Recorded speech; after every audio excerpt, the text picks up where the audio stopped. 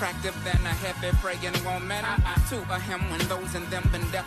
It too. What up, what up, what up? So thank you for supporting God Sees You in all of my beautiful ministry events and things that I'm doing. I appreciate it. I check out my analytics maybe once. Well, you know what? Let me not stop lying. Whenever I can remember to. So thank you for supporting Teeny Church. I appreciate it. You know, I'm building this from the ground with God, straight from the dirt.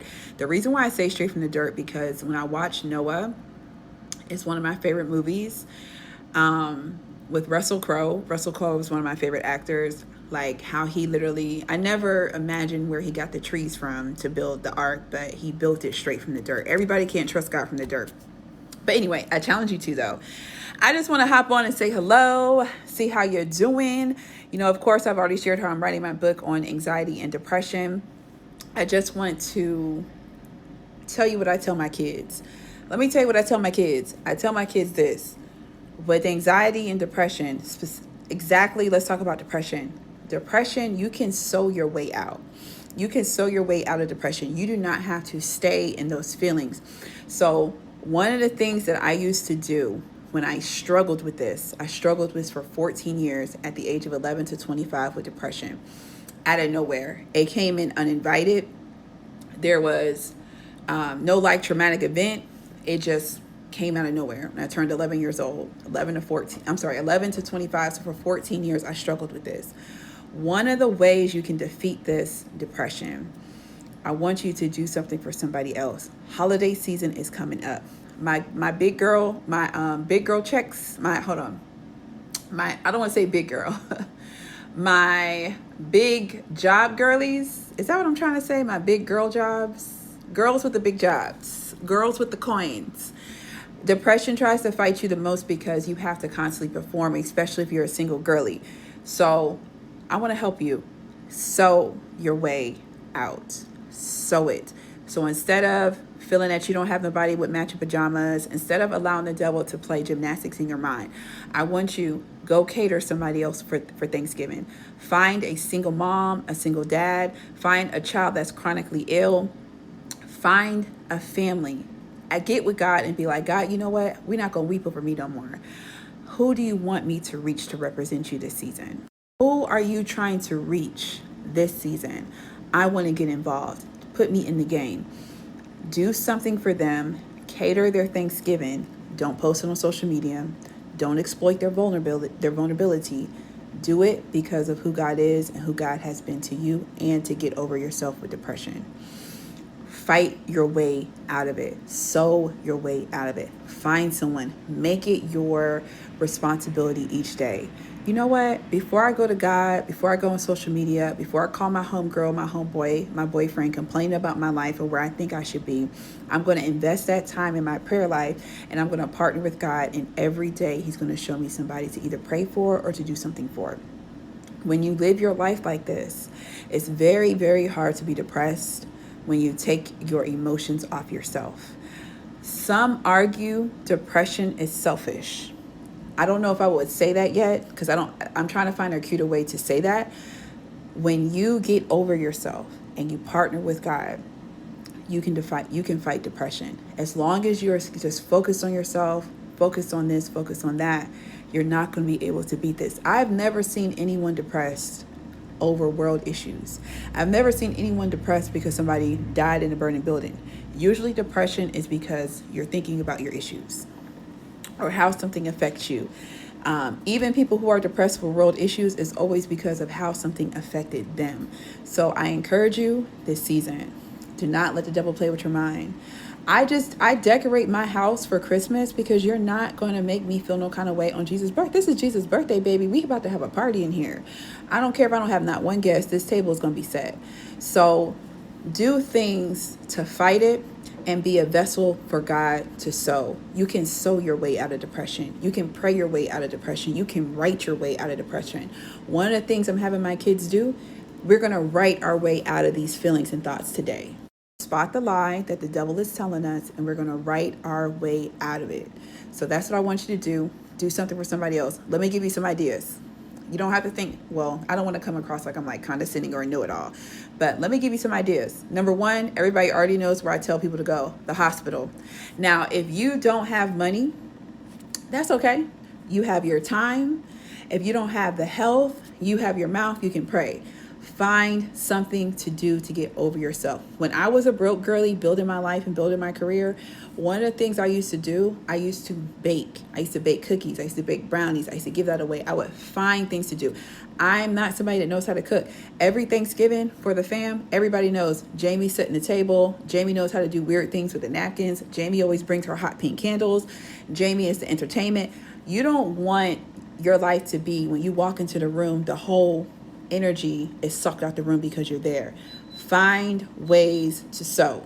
Live your life based on what happened to you, what's happening to you, or your current situation. So if you don't have funds, or if you don't have your money's tight, or if you just work, find the time to do something for somebody else.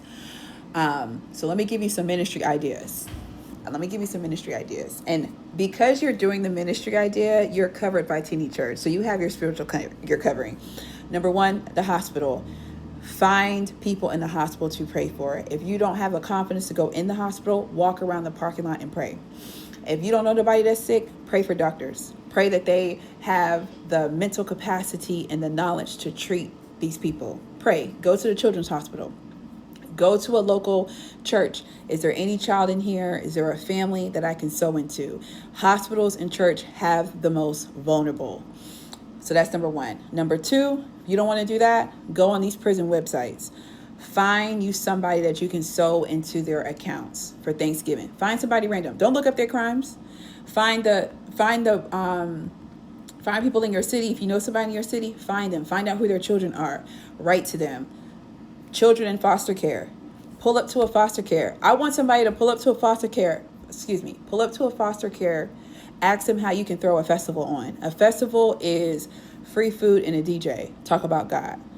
Go to foster cares. Go to hospice. Well, I don't know if you can roll up on hospice, but try to find a place where vulnerable people are.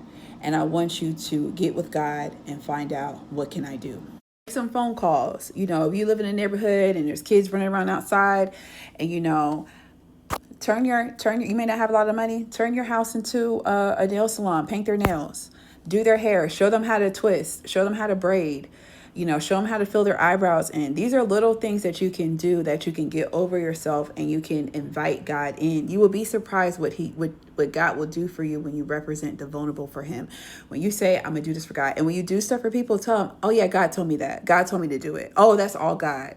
Don't take credit for it. That's all God. Don't try to sell them nothing. Don't leave your business card, and do not put it on social media. We are being God in the flesh. We're given an opportunity to become that. Do these type of things. So we said children, hospital, prison, go to the jails, write to the people, foster care, homeless. Find somebody, find the vulnerable or the innocent, where you can actually show them who God is. Go to the nursing home, spend time with these people. Okay, you might not be a people person. Go to the animal shelter. Be like, hey, look, I want to go. Can I volunteer? Hey, can I spend time with the dogs? Find something to do to get over yourself.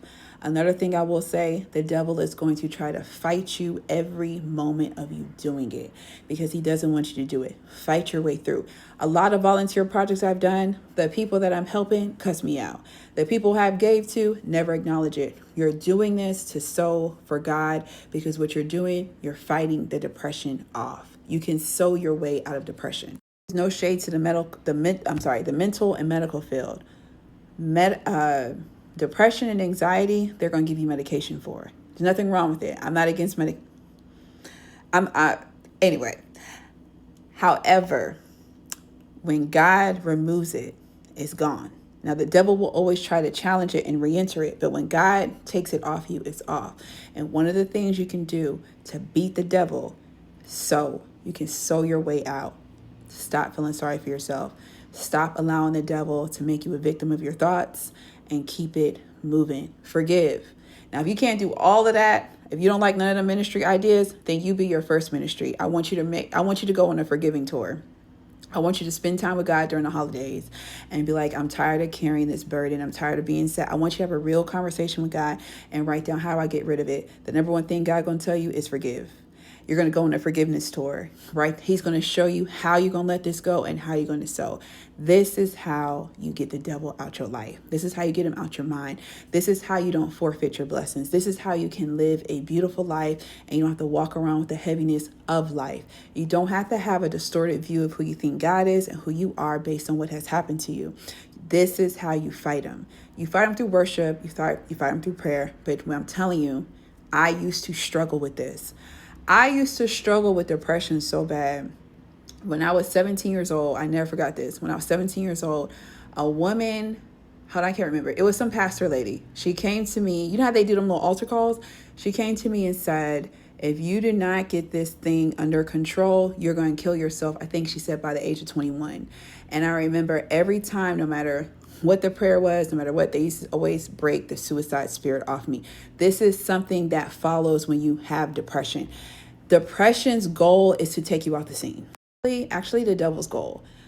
The devil's goal, that's why I don't play with depression, because depression, bipolar, and suicide are kind of like, the best way to describe it is like twin cousins. They all feed off each other. But when I was 17, I said, what? And I'm like, kill myself. Like, what? Every year you have a spirit of suicide. It's trying to latch itself every year. And I think it was the first time someone said it was like 17, and then it came back. I can't remember, but I remember like every time, Sue, you have a spirit of suicide. You have a spirit of suicide. There's a spirit of suicide that's attached to her. It don't matter who the pastor was. That's all they used to say. I go to church, I'm chilling in the back. I need to pray for you. You have a spirit of suicide on you. That thing followed me for years. It's a crippling spirit, and the entryway is depression. You have to fight for your life. The reason why I was able with God to fight for my health with my life, because I had a precursor. I fought for my life through depression. You have to fight for it. And I want you to be cute. So that's what I want you to do. Let me know how it goes. You're going to be cute. You're not going to carry your thoughts. You're not going to carry what happens to you. You are not a victim of your thoughts. You are not going to succumb to your thoughts. Every day, you're going to be making a statement with your life. I'm going to be a vessel of God. I'm leaving my thoughts at the crib. I'm leaving the thoughts at the house. I'm not going to become what's in my head. If it's not from God, I'm not going to become it. And you may have to go to the altar a couple of times to get this thing off you, because God told me these type of things can only be cut out in church. Continue your therapy. Go with therapy. But I want you to do that. Sow your way out. And you will see it'll start to leave you alone. Now, the devil's going to be mad that you're doing it, but you can fight your way through it. But anyway, I want you to enjoy your holiday. I post these videos to share awareness with Teeny Church. Building the movement. What we're currently doing is building the site in Fayetteville, building the site in Nigeria. I am going to be launching a Bible study group with teenagers. So that's going to be interesting. What's funny with my kids, when I talk to them, they're like, but this is not on the lesson. Relax. I just want to throw some cool stories in for free. So I have a lot of cool stuff going on. I'm going to continue to post it. Be cute. I'll holler at you later.